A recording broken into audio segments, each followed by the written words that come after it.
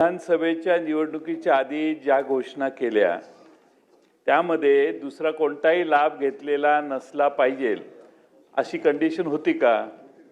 नाही, अजून डबल 1500चा 2100. हा शेवटचा प्रश्न, 1500चा रक्कम 2100 कधी करणार हे आम्हाला जाहीर करा. सन्मान्य सदस्य नाना पटोले साहेब बोला. निवडणुकीचा विषयच नाही. खरं तर सन्मान्य सदस्यांनी सुरुवातीलाच उल्लेख केला की लाडकी बहीण योजनेला विरोध नाहीये. हा लाभ जो आहे हा माता भगिनींनाच मिळालेला आहे. काही ठिकाणी पहिल्यांदा लाडकी बहीण सारखी योजना ही महायुतीच्या सरकारने आणली. ती चांगल्या पद्धतीनं त्याचा लाभ हा पोचावा या दृष्टिकोनातून आम्ही काम करत आहोत.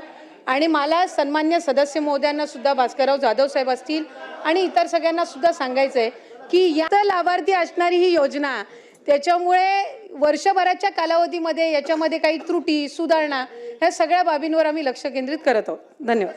तुमच्या वेबसाईटवर जर बघितलं तर मागच्या महिन्यामध्ये 1,06,00,000 महिला एवढाच आकडा दिसत होता. आपलं म्हणणं असं असेल की आता 1,70,00,000 झालेले आहेत किंवा 75,00,000 झाले आहेत. म्हणजे जसं KYC होईल तसं तसं चाललंय. त्यामुळं अर्थ खात्याच्या ते किती तुमचा आढावा घेतात मला माहीत नाही, पण अध्यक्ष महोदय, KYC उशिरा करणं, चुकीच्या लोकांना लाभार्थी देणं आमचा लाडक्या बहिणीला पाठिंबाच आहे. आमचा एकनाथ शिंदे नाही पाठिंबा आहे.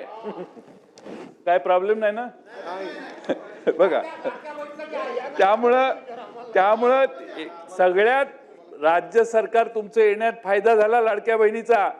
पण 1 नंबरचा आमचा माणूस 2 नंबरला जाऊन बसला, हा तोटा महाराष्ट्राचा मोठा झालेला आहे. त्यामुळं ह्या KYC व्यवस्थित केल्या नाहीत, यासाठी तेव्हापासून ज्या मंत्री महोदय होत्या त्यांना जबाबदार धरलं पाहिजेत. आणि हे ज्यांनी चुकीची KYC भरली किंवा भरली नसेल त्यांच्यावर आपण गुन्हे दाखल करणार का? आणि दुसरा प्रश्न आहे, अजून डबल 1500चा 2100. हा शेवटचा प्रश्न, 1500चा रक्कम 2100 कधी करणार हे आम्हाला जाहीर करा. सन्मान्य सदस्य नाना पटोले साहेब बोला. आणि यानंतर एकनाथ शिंदे बोलतायत. आपण थेट जाऊया. हे फक्त निवडणुकीपुरती घोषणा आहे. तुम्ही चुनावी जुमला म्हणाले नाना, तुम्ही म्हणाले ही फसवी घोषणा आहे. तुम्ही एवढ्यावर थांबले नाही, तुम्ही हायकोर्टात पाठवलं. हायकोर्टाने पण एक चपराक दिली, त्याला पाठवून दिलं परत. आणि तरी सुद्धा आम्ही या ठिकाणी त्या लाडक्या बहीण योजनेचे पैसे नाना जमा केले. त्याच्यामध्ये तुम्हाला वाटलं आता आचारसंहितेत पण पैसे बंद होतील, तर आचारसंहितेचे पण ॲडव्हान्स पैसे आम्ही टाकले.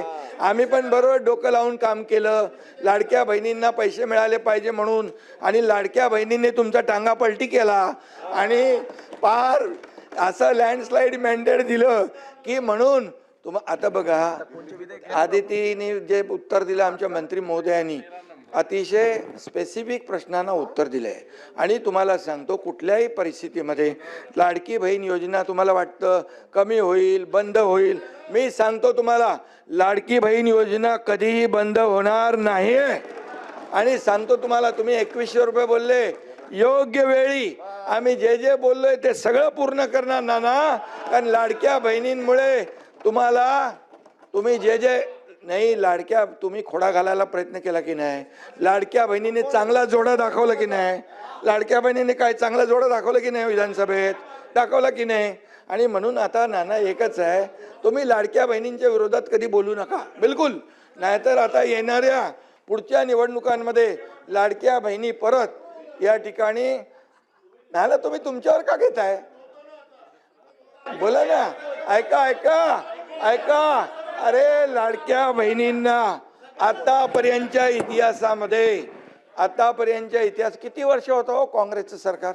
आतापर्यंतच्या इतिहासामध्ये कधी अशी योजना सुरू केली? आम्ही सुरू केली. त्याला हिंमत लागते, धाडस लागतं आणि लोकांचे पैसे लोकांना देण्याची दानत लागते. ती दानत आम्ही दाखवली. आणि म्हणून या ठिकाणी तुम्हाला सांगतो, लाडकी बहीण योजना कधी बंद होणार नाही. जे आम्ही बोललोय ते पूर्ण करणार आणि करणार.